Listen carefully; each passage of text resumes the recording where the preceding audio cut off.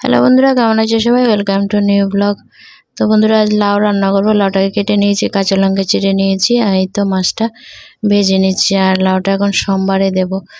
তো মাছের মাথাটা ভেজে এই যে শুকনো লঙ্কা, তেজপাতা, তারপর আস্ফোড়ন দিয়ে মাছটা দিয়ে দিলাম, মশলা দিয়ে কষিয়ে তারপর লাউটা দিয়ে ঢাকা দিয়ে দিলাম। ঢাকা তুলে দেখি, দেখো অনেকটা পরিমাণ জল উঠেছে লাউ থেকে। তো নাড়াচাড়া দিয়ে মিশিয়ে নিচ্ছি। মিশিয়ে আবারও ঢাকা চাপা দেবো, লাউটা এখনও সিদ্ধ হওয়ার বাকি। তো আবার ঢাকা তুলে দেখো আবারও নাড়াচাড়া করে নিচ্ছি। দেখো বন্ধুরা, ঝোলটা এখনও কমেনি। মাছ সিদ্ধ হয়ে গেছে, মানে মাছের মাথাটা সিদ্ধ হয়েছে, লাউ সিদ্ধ হয়ে গেছে, কিন্তু জল অনেকটা রয়েছে। তো অনবরত নাড়াচাড়া দিয়ে নিচ্ছি আর কি। এই তো নাড়াচাড়া দেওয়ার পর নামিয়ে নেব। হয়ে গেছে আমার লাউ তরকারি। মাছের মাথা দিয়ে লাউ তরকারি হয়ে গেছে, নামিয়ে নিলাম। কেমন হয়েছে দেখতে তরকারিটা অবশ্যই জানিও কমেন্টে।